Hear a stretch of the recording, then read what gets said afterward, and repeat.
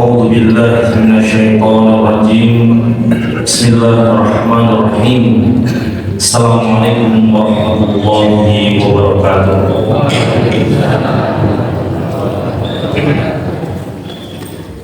Innal hamdalillah nahmaduhu wa nasta'inuhu wa nastaghfiruh wa na'udzu billahi min shururi anfusina wa min sayyiati a'malina. May yahdihillahu fala mudilla lahu wa may yudlil fala hadiya lahu. Asyhadu an la ilaha illallah wa asyhadu anna Muhammadan abduhu wa rasuluh. La nabiyya wa la rasula ba'da. Amma ba'du. Jamaah rahimahumullah, jamaah Sabtu pagi Masjid Qadrus Tifah yang berbahagia.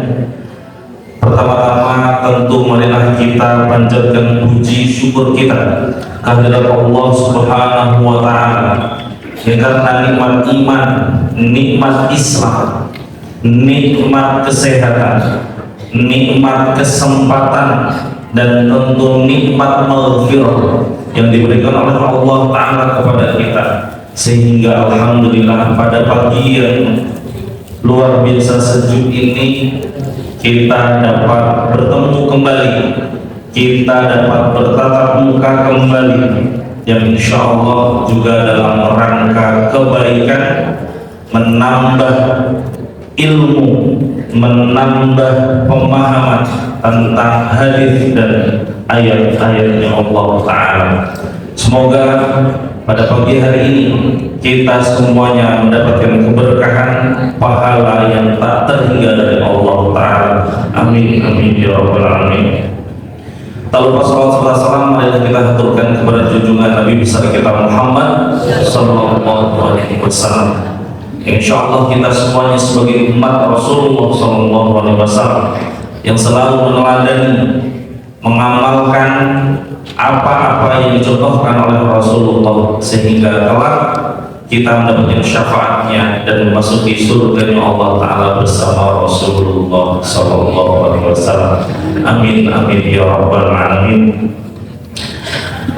Bapak Ibu yang berbahagia, yang dirahmati Allah Ta'ala, tidak terasa kita sudah berada di bulan Dzulqa'dah yang sebentar lagi memasuki bulan Dzulhijjah, di mana di sana ada hari besar yaitu Idul Adha. Allah Ta'ala berfirman dalam Al-Quran, A'udzu billahi minasyaitonir rajim. Bismillahirrahmanirrahim. Inna iddatasy syuhuri indallah 12 syahran fi kitabillahi yawma khalaqas samawati wal ardh minha arba'atun hurum. Surat Taubah ayat 36. Maknanya Allah Ta'ala berfirman, sesungguhnya jumlah dalam satu tahun, jumlah bulan dalam satu tahun itu ada 12 bulan yang telah ditetapkan oleh Allah Ta'ala. Dan ketetapan ini disebutkan yauma khalaqas samawati wal ardh, waktu dia menciptakan, dia Allah Ta'ala menciptakan langit dan bumi. Di antara 12 bulan ini ada 4 bulan yang diharamkan oleh Allah Ta'ala. Diharamkan di sini maknanya adalah dimuliakan oleh Allah Ta'ala, dibebaskan oleh Allah Ta'ala dari hal-hal yang berbuat kemaksiatan, keburukan dan lain sebagainya. Maka dimaknai di sini adalah bulan yang mulia. Seperti kalau kita di Makkah Al-Mukarramah, di sana ada Haramain. Haramain di sana ada Haram Madinah dan ada Haram Makkah. Kenapa disebut sebagai Haramain? Karena dimuliakan tentu oleh Allah Ta'ala, dan barang siapa yang memasukinya berbuat kebaikan di dalamnya, maka pasti akan dilipat gandakan pahalanya. Sebaliknya, ketika kita di dalamnya kemudian kita melakukan keburukan, kemaksiatan, Allah juga akan melipat gandakan dosa-dosanya. Begitu juga di 4 bulan yang dimuliakan oleh Allah Ta'ala, ketika di dalamnya kita betul-betul meningkatkan amal ibadah kita, maka tentu Allah Ta'ala pasti akan melipat gandakan di bulan-bulan haram ini, di bulan-bulan yang dimuliakan oleh Allah ini. Namun sebaliknya, jika kita justru mengabaikannya, kemudian di bulan ini kita berbuat keburukan, maka Allah Ta'ala tentu akan juga melipat gandakan dosa-dosa. Pertanyaannya, bulan apa sajakah yang disebut sebagai arba'atun hurum min 12 syahrun fi sanah wahidah, atau apa saja 4 bulan yang dimuliakan oleh Allah Ta'ala ini di antara 12 bulan dalam setahun, yaitu 4 bulan yang dimuliakan, diagungkan oleh Allah Ta'ala ini: 1 Dzulqa'dah, 2 Dzulhijjah, Muharram, dan yang terakhir Rajab. Hari ini kita berada di bulan Dzulqa'dah. Banyak sekali fadilah, banyak sekali keutamaan di bulan ini, sehingga tentu ketika kita memanfaatkannya dengan beribadah, dengan meningkatkan kebaikan, Allah Ta'ala tentu akan membalasnya dengan lipat ganda pahala. Oke. Nah, apa saja di antaranya? Di antaranya di bulan Dzulqa'dah ini ada firman Allah yang lain, a'udzubillahi minasyaitonirrajim, bismillahirrahmanirrahim, al-hajju ashhurun ma'lumat. Di surah Al-Baqarah, dalam surah Al-Baqarah ayat 197, haji itu dilaksanakan di bulan-bulan tertentu. Apa saja bulannya? 1 bulan Syawal, Dzulqa'dah, dan separuh dari Dzulhijjah. Diriwayatkan bahwa haji tidak sah apabila kita melakukan ihramnya di luar 3 bulan ini: Syawal, Dzulqa'dah, Dzulhijjah. Ini bagian daripada keutamaan bulan Dzulqa'dah. Apalagi kemudian ada hadis yang diriwayatkan oleh Al-Bukhari, dikatakan bahwa kalau Rasulullah SAW, ini diriwayatkan sahih oleh Al-Imam Al-Bukhari, iktamar Rasulullah SAW arba'a umrah kullahunna fi Dzulqa'dah illa allati kanat ma'a hajjatihi umratun minal Hudaybiyah fi Dzulqa'dah, umratun fil 'amil muqbil fi Dzulqa'dah, wa umratun fi Ji'rana haitsu qasama ghanaima Hunain fi Dzulqa'dah, wa umratun ma'a hajjatihi. Yang maknanya Rasulullah SAW berumrah.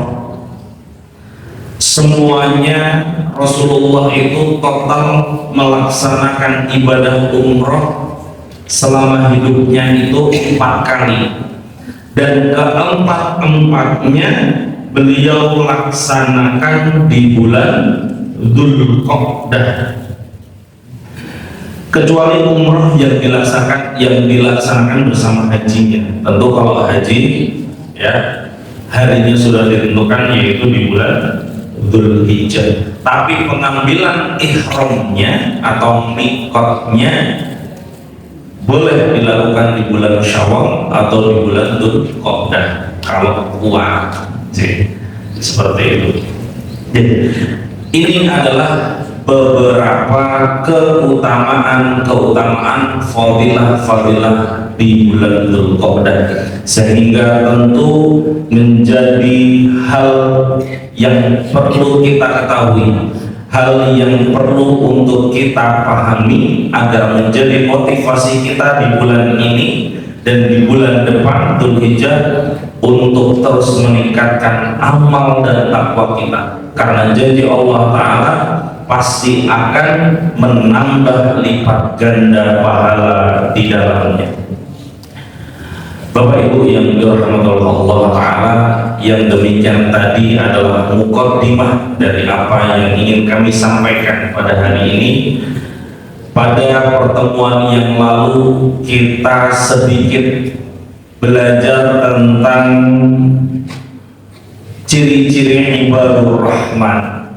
Salah satunya adalah ciri ibadur rahman atau ciri hambanya Sang Maha Pengasih dalam kita mengeluarkan atau menginfakkan harta kita di jalan Allah Ta'ala. Kita belajar di bulan yang lalu sedikit mengulang. Jadi di bulan yang lalu kita memahami beberapa hal. Salah satunya adalah bagaimana ketika kita memiliki harta dalam memanfaatkan atau mengeluarkan hal tersebut. Dalam surat Al-Furqan kemarin disebutkan ayat 67, walladzina idza anfaqu lam yusrifu wa lam yaqturu wa kana baina dzalika qawwama. Yang maknanya ciri-ciri dari ibadur rahman, mereka adalah orang-orang yang ketika menginfakkan hartanya. Infak itu artinya adalah mengeluarkan harta. Ya, kalau kita sedikit mengulang tentang apa filantropi Islam, ya, filantropi itu adalah filantropi Islam itu ada 4, ada zakat, infak, sedekah, dan wakaf. Kalau sedekah itu tentu hal yang umum bagi kita. Kita senyum, kita berbuat baik, itu adalah sedekah. Jadi sedekah itu tidak melulu berupa harta, tidak melulu berupa uang. Akan tetapi jika kita katakan infak, ya, al-infak artinya adalah mengeluarkan sebagian harta kita, diberikan secara suka rela kepada siapapun, kepada orang terdekat kita, kepada keluarga kita, kepada orang-orang di sekitar kita, atau kita berikan untuk sebuah hajat, contoh masjid dan lain sebagainya, itu bisa disebut sebagai infak karena mengeluarkan sebagian harta. Nah, walladzina idza anfaqu lam yusrifu wa lam yaqturu wa kana baina dzalika qawama. Ketika kita mengeluarkan sebagian dari harta kita, di sini disebutkan ciri-ciri ibadur rahman itu lam yusrif. Artinya apa? Lam yusrifu di sini kemarin seperti yang kita pahami, lam yusrifu adalah ketika kita mengeluarkan, ya, sebagian daripada harta kita mengeluarkannya tanpa berlebih-lebihan. Dalam para ulama mengartikan lam yusrifu di sini adalah al-infaq fi ghairi maksiatillah, Maknanya adalah mengeluarkan harta kita bukan di jalan untuk kemaksiatan kepada Allah. Walam yang turu atau al-intar, kalau dikatakan dalam bahasa Indonesia itu kikir, pelit. Para ulama memaknai lam yang turu di sini adalah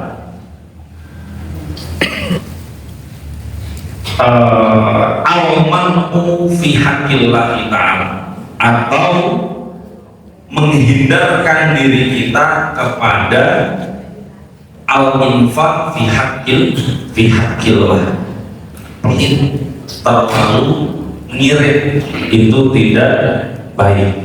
Nah, maka bagaimana antara keduanya? Kita tidak boleh berlebih-lebihan, tidak boleh boros dalam tanda kutip makna yang disampaikan oleh para ulama, dan kita juga tidak boleh terlalu ngirit atau pelit. Maka dikatakan oleh Allah di sini, wa kana baina dzalika qawamah, maka di tengah-tengahnya inilah yang lebih baik. Tidak boros juga tidak, pelit juga tidak. Ketika kita memiliki harta, diberikan kenikmatan oleh Allah Ta'ala berupa harta yang banyak, kemudian kita ingin gunakan, kita manfaatkan untuk meningkatkan keimanan kita kepada Allah. Dengan apa contohnya? Dengan kita ingin berwakaf, membangun masjid. Tentu membangun masjid membutuhkan harta yang tidak sedikit. Atau kita ingin memberikan sebagian harta kita ini untuk para penghafal Al-Quran, untuk meningkatkan keimanan kita. Tentu hal ini juga tidak sedikit. Akan tetapi yang tidak sedikit ini tadi tidak bisa kita katakan sebagai boros. Kenapa? Karena kita mengeluarkannya karena Allah Ta'ala, karena kita mengeluarkannya untuk meningkatkan ibadah dan kualitas keimanan kita. Berbeda ketika kita memiliki harta tapi kita jauh daripada kesederhanaan, kita jauh daripada sesuai dengan kebutuhan kita. Sederhana bukan berarti kemudian kita tidak punya apa-apa lebih baik, bukan, tetapi semuanya itu sederhana sesuai dengan kebutuhan kita. Maka ketika kita memiliki harta, kemudian cara menginfakkannya, cara mengeluarkan harta kita ini dengan cara yang tidak baik, yaitu dengan boros tadi, maka boros di sini adalah fi maksiatillah. Contoh, sebagai contoh, kita hari ini selalu membawa yang namanya gadget, selalu membawa telepon genggam. Tidak bisa kayaknya kita meninggalkan telepon genggam kita walaupun hanya 1 jam saja, karena seakan-akan kita itu sudah terhipnotis dengan hal ini. Tapi lagi-lagi ini adalah gadget. Gadget itu alat. Maka alat itu bagaimana diri kita memanfaatkannya. Kalau kita manfaatkan dengan baik, maka pahala yang kita dapatkan. Tapi ketika kita manfaatkan dengan tidak baik, tentu dosa yang akan kita dapatkan. Nah, kita punya harta, diberikan kenikmatan Allah, diberikan sebagian harta. Kemudian harta itu kita gunakan, justru kalau anak-anak muda itu sukanya adalah nge-game, digunakan untuk beli game, digunakan untuk membeli sesuatu yang tidak bermanfaat, yang dapat melalaikan dirinya kepada Allah Ta'ala.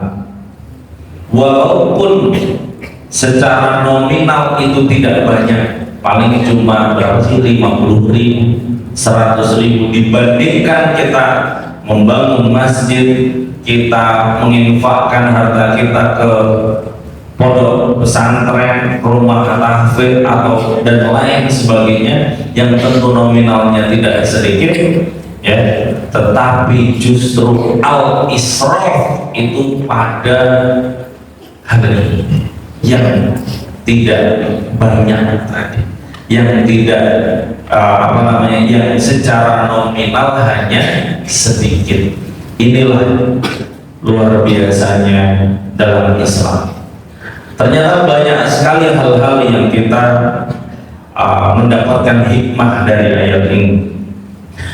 Hari ini ketika kita belajar tentang bagaimana jalannya ekonomi di suatu negara, bayangkan ketika rakyatnya, ketika kita ini sebagai masyarakat, sebagai rakyat Indonesia, kemudian kita semuanya ini ngirit uang, tidak mau belanja, tidak mau mengeluarkan harta kita, maka apa yang terjadi di negara tersebut?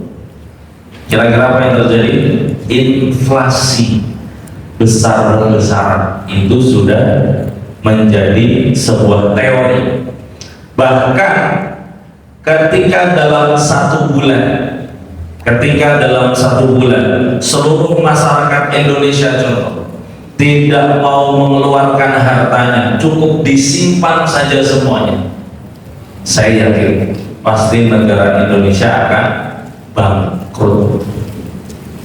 Nah, inilah akhirnya kita belajar bagaimana menginfakkan harta dengan baik, karena tentu dalam Islam boleh kita mengeluarkan uang itu sesuai dengan kadarnya, dan tentu diniatkan untuk meningkatkan amal ibadah kita. Dan kita nggak boleh pelit tadi, tidak boleh. Kalau kita pelit, contoh ketika kita itu berada di masjid seperti ini, kemudian ingin masjid kita lebih makmur lagi, maka tentu kita jangan pelit dalam menginfakkan harta kita. Insya Allah Allah Ta'ala pasti akan membalasnya sebesar apa yang kita berikan. Maka sebesar keinsafanmu, sebesar pula keuntungan. Kemudian kalau tadi kita kalau di hari yang lalu, di pertemuan sebelumnya itu adalah bagaimana kita menginfakkan. Sekarang bagaimana sebenarnya seharusnya ketika kita bagaimana diri kita ini berperilaku dalam konsumsi. Ketika kita ini lebih spesifik lagi dari bagaimana kita menginfakkan harta kita. Disebutkan dalam Al-Quran sebenarnya hal ini, ya, hal yang kalimat kulu washrob. Kulu itu maknanya makanlah, ishrobu artinya minumlah. Kalimat kulu washrobu, makan dan minum, ini dalam Al-Quran disebut bukan hanya sekali, tetapi diulang-ulang terus oleh Allah Ta'ala, sehingga dalam Al-Quran disebut kulu washrobu ini disebut sebanyak 27 kali, ya. 27 kali ini ada sebagian yang diturunkan di Mekah, ya, ada 22 kali dalam 10 surat, dan ada di periode Madinah, yaitu ada 5 surat, sehingga total 27 kali disebutkan. Yaitu pada pagi hari ini kita belajar insya Allah dengan surat Al-A'raf ayat 31 dan 32. Kami bacakan ayatnya. A'udzubillahi minasyaitonirrajim. Bismillahirrahmanirrahim. Ya bani Adam, khudu zinatakum inda kulli masjidin wa kulu washrabu wa la tusrifu innahu la yuhibbul musrifin. Qul man harrama zinatallahi allati akhraja li'ibadihi wat thayyibatin minar rizq. Qul hiya lil ladzina amanu fil hayatid dunya khalisatan yawmal qiyamah. Kadzalika nufassilul ayati liqaumin ya'lamun. Maknanya, ya bani Adam, wahai bani Adam, khudu zinatakum inda kulli masjid. Ambillah pakaianmu yang terbaik ketika ingin berangkat ke masjid. Wa kulu washrabu wa la tusrif. Ada perintah di sini, makanlah makanan, ya, minumlah minuman sesukamu,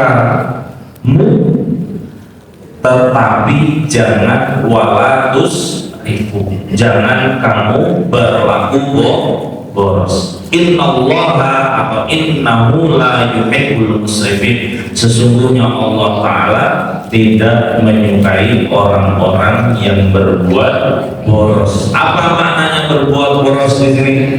Adalah yang mengeluarkan hartanya fi maksiatillah Ta'ala. Ingat, al-israf maknanya adalah al-infaq fi ghairi ta'atillah atau al-infaq fi maksiatillah, mengeluarkan harta di luar ketaatan kita kepada Allah Ta'ala, atau mengeluarkan harta untuk bermaksiat kepada Allah. Ini disebut sebagai al-israf.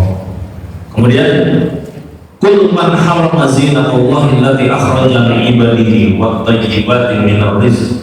Katakanlah kepada orang-orang, ya, yang mengharamkan zinatallahi allati, hal-hal yang indah yang diperintah oleh Allah, allati akhraja li'ibadihi wat thayyibatin minar rizq, yang dikeluarkan oleh para hamba-hambanya dan kebaikan-kebaikan dari hartanya. Qul hiya lil ladzina amanu fil hayatid dunya khalisatan yawmal qiyamah. Kadzalika nufassilul ayati liqaumin ya'lamun. Kita dalam tafsir surat Al-A'raf ayat 31 hingga 32. Ayat ini ketika kita belajar tentang sababun nuzulnya, kenapa kok ayat ini diturunkan oleh Allah Ta'ala, saat itu di Makkah Al-Mukarramah, ketika Rasulullah SAW masih berada di Makkah sebelum berhijrah ke Madinah. Rasulullah selama di Makkah selalu berdakwah untuk meningkatkan keimanan dan memperbaiki akidah. Maka ayat ini turun tentu pasti ada sebabnya. Kenapa kok cara makan kita, cara minum kita, kemudian cara kita berpakaian, Allah pun ingin mengaturnya. Masya Allah. Kenapa? Karena pasti ada sebabnya. Salah satu sebabnya adalah ayat ini turun berkaitan dengan beberapa kejadian. Saat itu para sahabat Rasulullah SAW meniru kelompok yang disebut kelompok atau suku ini disebut sebagai kelompok Al-Hummas. Al-Hummas yaitu kelompok Quraisy yang menggemu-gemu semangatnya itu sampai-sampai setiap kali mereka ingin berumrah, berhaji, bertawaf di antara di di Masjidil Haram. Mereka tidak mau bertawaf, melainkan mereka menggunakan pakaian yang pakaian tersebut harus baru dan tidak pernah melakukan di dalamnya kemaksiatan. Insyaallah terlalu berlebih.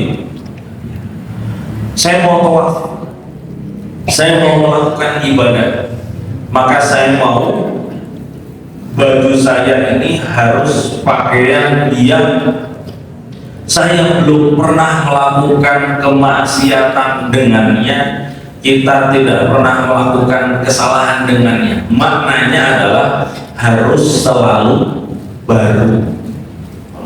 Bayangkan kalau dalam benak kita sebenarnya menggunakan pakaian terbaik ketika kita ingin beribadah itu baik atau tidak? Baik. Tetapi ketika kita berlebihan seperti apa yang dilakukan oleh kelompok Quraisy ini yang disebut sebagai Al-Hummas, karena dia berlebihan, karena mereka berlebihan, yaitu tadi saya tidak mau tawaf kalau pakaian saya harus tidak ketika pakaian kita ini tidak baru. Jadi alasannya adalah seperti itu. Maka saat itu juga ditegur oleh Allah Ta'ala dengan ayat ini, surat Al-A'raf ayat 31 ayat 32 ya. Mereka tidak mau bertawaf kecuali memakai pakaian yang baru yang belum pernah dipakai melakukan dosa, serta sangat ketat dalam memilih makanan dan kadarnya selama haji. Maka ayat ini turun menjadi kritik kepada kaum Quraisy yang berlebih-lebihan dalam beribadah. Jadi dalam tafsir Ibnu Katsir dijelaskan bahwa ayat ini turun berkenaan dengan salah satu sebab yang lain, penolakan Al-Quran terhadap perilaku orang musyrik, baik laki-laki maupun perempuan yang ketika tawaf, mohon maaf, tidak mengenakan pakaian. Atas dasar inilah Allah memerintahkan untuk mengenakan al-zinah atau pakaian yang menutup tubuh mereka kecuali yang boleh terlihat. Hal ini terjadi di zaman Rasulullah SAW. Banyak sekali penyimpangan.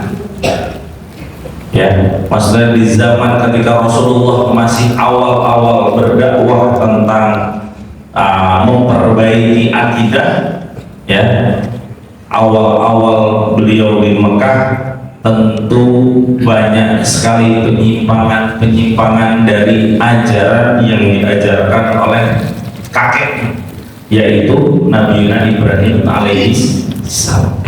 Banyak sekali penyimpangan. Kita sempat belajar tentang sejarah bagaimana terbentuknya kota Makkah, ya, yang diawali oleh suku Huza'ah yang datang menemui sumber kehidupan yaitu air Zam-Zam, yang ternyata saat itu di situ ditemukan Siti Hajar dan Nabi Yuna Ismail. Kami pernah cerita di sini. Ditemukan. Akhirnya suku Huza'ah ini memohon kepada Siti Hajar untuk diberikan izin hidup bersama. Di mana? Di sekitar air Zam-Zam. Sampai akhirnya dalam satu hari itu terbentuk Korea, terbentuk kampung, hingga terjadi hingga terbentuk bukan hanya kampung lagi, kota dalam hanya waktu yang singkat. Tentu hal ini karena Allah Ta'ala. Hal ini, ya, yang awalnya betul-betul murni dari ajaran Nabi Yuna Ibrahim alaihi salam, sampai akhirnya datang suku yang lain yang akhirnya membawa kemusyrikan, membawa hal-hal yang tidak baik ke dalam Makkah Al-Mukarramah. Apa di antaranya? Di antaranya mereka membawa ajaran-ajaran yang sesat, membawa berhala, kemudian membawa adat-adat yang tidak baik dari luar masuk ke dalam. Tentu hal ini akhirnya turun ayat ini untuk mengingatkan kita bahwa perilaku yang kita lakukan, hal ini semuanya diatur oleh Allah Ta'ala. Tidak ada satu aktivitas pun, tidak ada satu kebiasaan pun yang tanpa aturan dari Allah dan Rasul-Nya, insyaallah. Maka bayangkan dalam kita berperilaku konsumtif, yaitu makan, minum, berpakaian pun, Allah Ta'ala mengingatkan kita untuk jangan berlebih-lebihan. Jangan sampai kita ini berlaku sombong. Mentang-mentang kita ini memiliki harta yang banyak, maka setiap kali saya ke masjid pakaiannya harus baru, kendaraannya harus baru, harus yang paling bagus. Tidak. Begitu juga sebaliknya, ketika kita ini memiliki hal-hal yang demikian, tentu kemudian jangan terlalu pelit, jangan terlalu kikir, kemudian kita menggunakan pakaian yang paling jelek, yang paling kumuh. Ini juga tidak baik. Yang terbaik bagaimana? Yang terbaik adalah di antara keduanya. Wa inna baina dzalika qawwamah. Antara keduanya inilah yang paling benar, yang seharusnya kita lakukan. Dalam konteks berkonsumsi, Rasulullah SAW bersabda, ini kita berkonsumsi kulu wasrobu, ini dicontohkan oleh Rasulullah, yang artinya cukuplah bagi anak Adam, putra putri Adam, beberapa suap yang dapat menegakkan tubuhnya. Kalaupun harus memenuhi perut, maka hendaklah ia makan sepertiga untuk makanannya, minum sepertiga untuk minumannya, dan sepertiganya lagi untuk pernafasannya. Maka tidak boleh Bapak Ibu kita itu makan terlalu kenyang, insyaallah. Dan ini dicontohkan langsung oleh Rasulullah Sallallahu Alaihi Wasallam. Tetapi berbeda, memang terjadi perdebatan ketika kita kembali lagi mengenang bagaimana kemarin kita di bulan suci Ramadan, bagaimana madrasah Ramadaniyah itu mewarnai kita dalam satu bulan penuh. Ketika terbitnya fajar, kita sudah mulai untuk menahan diri kita untuk makan dan minum karena kita sedang berpuasa, sampai akhirnya selesai waktu asar. Maka kemarin terjadi fenomena berburu takjil. Sampai fenomena ini diikuti bukan hanya kaum muslim, sampai orang-orang non-muslim, orang kafir, orang Kristen, ya, dan lain sebagainya itu tidak mau kalah, mereka juga ikut berburu jin.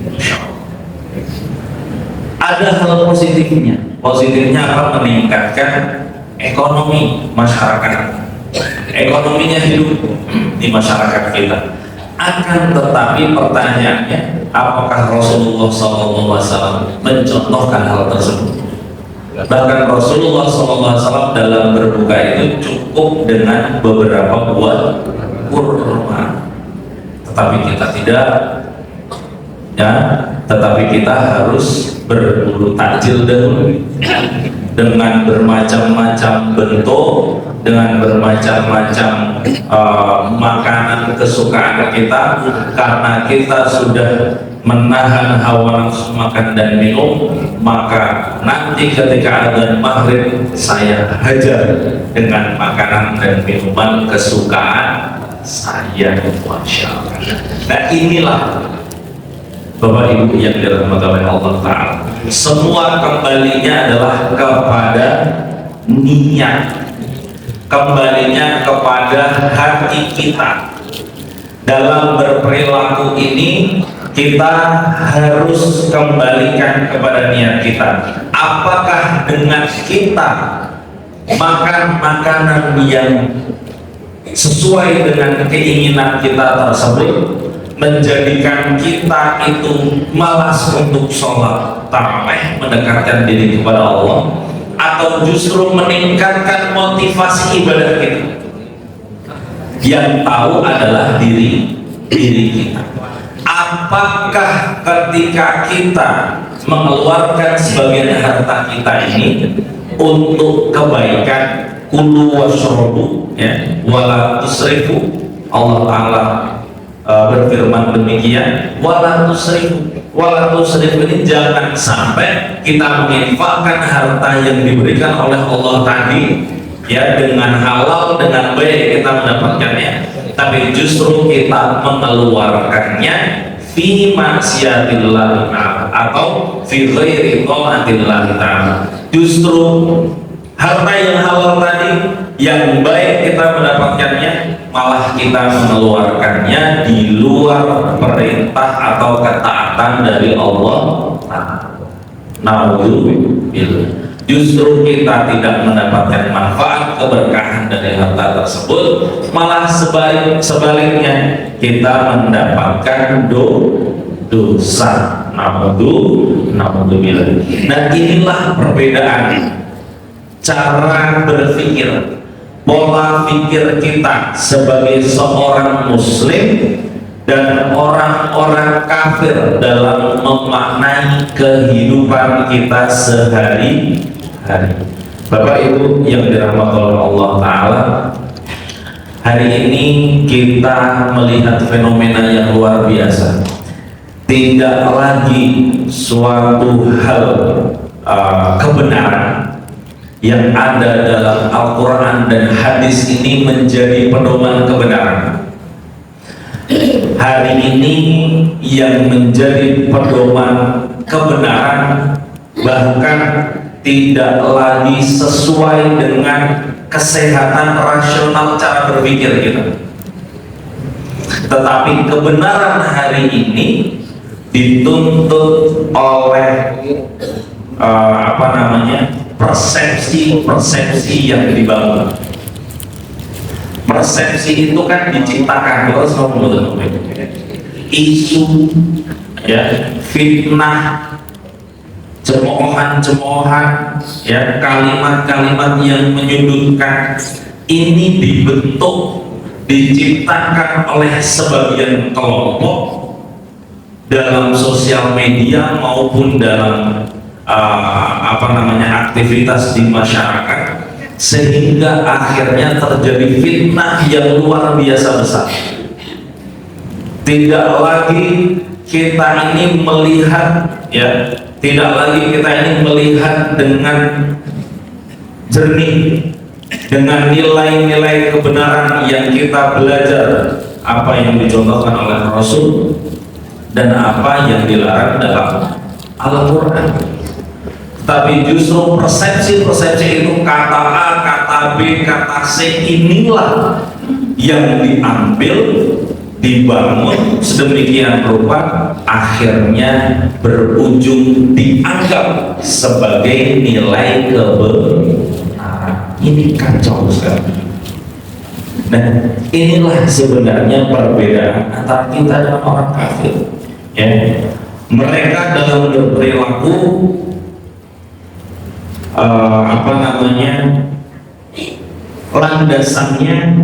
landasannya dalam berperilaku itu sebenarnya nilai dasarnya dari rasionalisme dan utilitarianisme. Keduanya membentuk suatu perilaku yang hedon, materialistik, boros, dan lain sebagainya. Ya. Tapi dalam Islam tidak seperti itu. Dalam Islam landasan kebenarannya bukan self interest, bukan apa yang kita inginkan. Kenapa? Karena terkadang apa yang kita inginkan ini bukan daripada apa yang kita butuhkan. Dan Allah Maha tahu, ketika kita minta sesuatu yang itu bukan hal yang kita butuhkan, jangan marah kalau Allah Ta'ala tidak mengabulkan. Tapi insya Allah doa itu tidak ada yang tidak dikabulkan. Maka ada hadis Rasulullah SAW, suatu hari nanti di yaumil qiyamah, di padang mahsyar, ya, kita akan mendapati orang-orang dengan bergudang-gudang pahala tiba-tiba diberikan. Apa ini? Pahala apa ini? Ternyata adalah karena rajinnya ia berdoa kepada di dunia belum dikabulkan, di akhirat nanti oleh Allah diberikan. Nah, ini doa-doa yang tertunda. Jadi jangan pernah kita ini menganggap doa kita tidak dikabulkan, tapi dipending dan diganti oleh Allah hal yang lebih baik. Nah, dalam Islam prinsip inilah, ya, ada prinsip yang berbeda dengan pola pikir orang-orang kafir yang akhirnya, bayangkan, nilai kebenaran hanya diukur dengan rasio, hanya diukur dengan persepsi. Ini kan salah kaprah. Seharusnya nilai kebenaran didasari oleh hadisnya Rasulullah, ya, dan kembali kepada Al-Quran. Ini yang benar, ini yang tepat, insya Allah inilah yang diridhoi oleh Allah Ta'ala. Dalam kita ini berpola pikir, Bapak Ibu yang dirahmati oleh Allah, saya ingin mengutip kitab Ihya Ulumuddin yang dikarang oleh Al-Imam Al-Ghazali.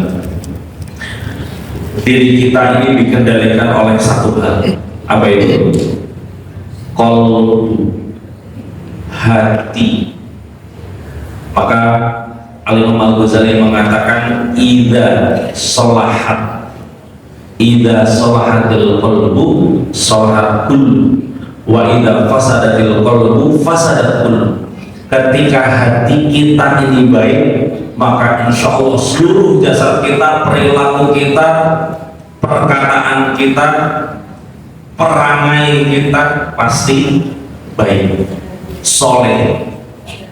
Tetapi sebaliknya, idza fasadatil qalbu, ketika qalbu kita ini rusak, ya, maka fasadat kullu, maka semuanya yang keluar daripada jasad kita, perilaku kita, perkataan kita, sampai perangai kita pun ikut buruk. Dan inilah yang yang mengatur diri kita ini adalah qalbu.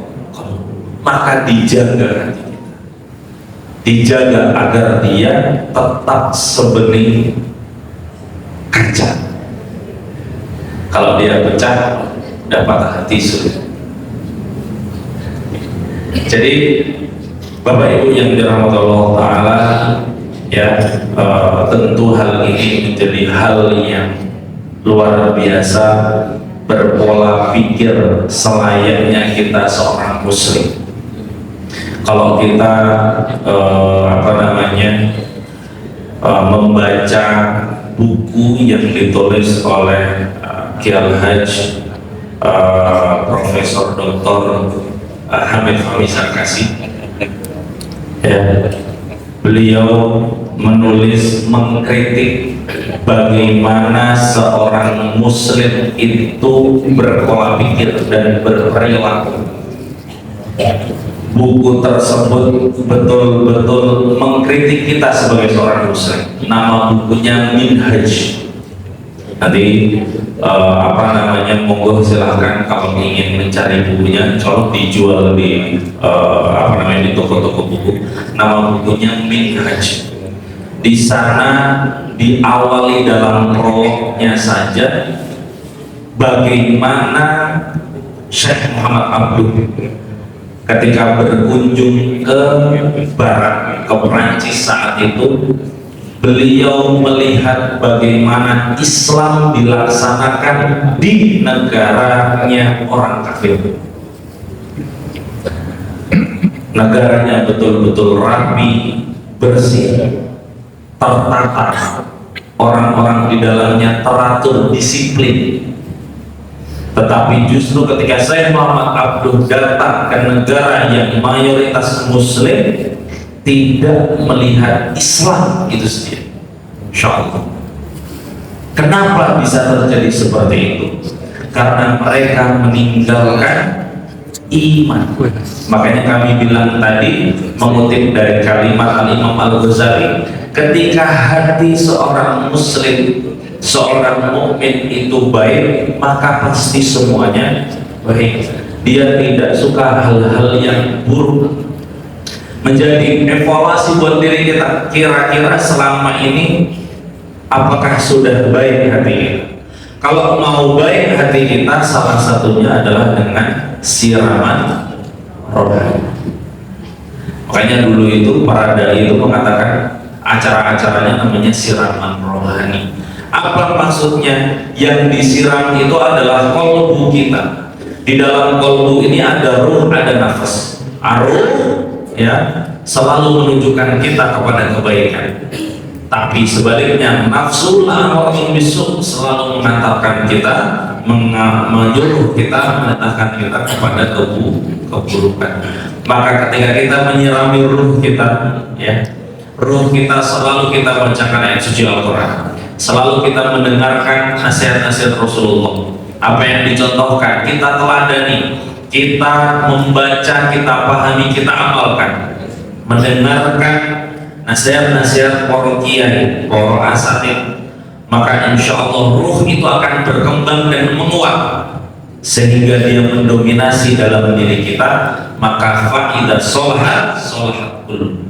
Ketika hati kita ini baik, bersih, maka insya Allah perilaku kita, perangai kita, perkataan kita semuanya juga ikut baik.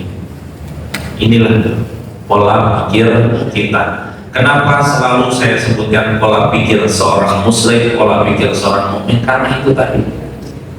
Sekarang seorang muslim banyak sekali tidak berperilaku selayaknya orang muslim. Usikum wa iyaya wa nasibullah. Ini mengingatkan kepada kami sendiri, ya. Berpola pikir itu bagaimana? Yaitu tadi, semua awalnya adalah maknawi. Apa yang ada di dalam hati kita, dalam kalbu kita, kemudian keluar daripadanya sebuah perkataan. Makanya tadi dari hati, ya, menjadi kata-kata, menjadi apa yang keluar daripada lisan kita. Dari apa yang keluar dari lisan kita akan mengarah kepada perangai atau kegiatan apa yang kita lakukan. Inilah pentingnya kita memahami tentang beberapa hal, bagaimana seharusnya seorang muslim berperilaku. pelaku. Demikian Bapak Ibu yang dirahmati Allah, yang sedikit ini hanya beberapa ayat dan beberapa hadis yang dapat kami sampaikan pada kesempatan pagi hari ini. Semoga menjadi tambahan wawasan kita, semoga menjadi tambahan ilmu untuk kita, dan insya Allah menjadikan kita lebih istiqomah lagi dalam berbuat kebaikan, dan tentu kita nantinya akan mendapatkan husnul khotimah. Amin amin ya rabbal alamin. Kita sebelum menutup perjumpaan kita pada pagi hari ini, mari kita beristighfar 3 kali. Kita berdoa bersama-sama. Nastaghfir salatan marrat. Astaghfirullahaladzim, astaghfirullahaladzim, astaghfirullahaladzim. A'udzu billahi minasyaitonir rajim. Bismillahirrahmanirrahim.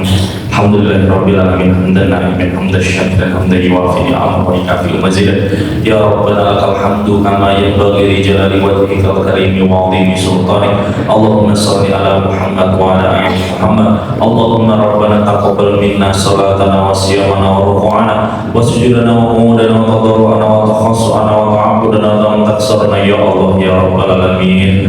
Rabbana la tamna' du'ana bidunubina wa la tamna' rahmataka bima'asina. Allahumma ahsin aqibatana fil umuri kulliha wa ajirna min hizzid dunya wa min adzabil akhirah. Rabbana zalamna anfusana wa illam taghfir lana wa tarhamna lanakunanna minal khasirin wa tub 'alaina innaka antat tawwabur rahim. Rabbana la tuzigh qulubana ba'da idh hadaytana wa hab lana min ladunka rahmah innaka antal wahhab. Rabbana hab lana min azwajina wa dhurriyyatina qurrata a'yun waj'alna lil muttaqina imama. Rabbana la tuzigh qulubana ba'da idh hadaytana wa hab lana min ladunka rahmah innaka antal wahhab. Allahumma Rabbi ya Ghani ya Hamid ya Mubdi'u ya Mu'id ya Rahim ya Wadud, ikfina bihalalika an haramika wa aghnina bifadlika amman siwaka. Allahumma inna nas'aluka salamatan fid din wa afiatan fil jasad wa ziyadatan fil ilmi wa barakatan fil rizqi wa tawbatan qabla al-maut wa rahmatan indal maut wa maghfiratan ba'da al-maut. Allahumma hawwin 'alaina fi sakaratil maut wa najatan minan nar wal 'afwa indal hisab. Allahumma ighfir lana dhunubana wa dhunuba walidina wa li jami'il muslimina wal muslimat al-ahya'i minhum wal amwat innaka 'ala kulli syai'in qadir. Rabbana atina fid dunya hasanah wa fil akhirati hasanah wa qina adzabannar. Bi fadlika subhana rabbil izzati amma yasifun wa salamun alal mursalin walhamdulillahi rabbil alamin. Terima kasih. Kami mohon maaf apabila ada salah kata, salah tingkah laku dan perilaku dari kami. Kurang lebihnya kami mohon maaf. Aqulu qouli hadza wa astaghfirullah li wa lakum. Astaghfirullah. Assalamualaikum warahmatullahi wabarakatuh.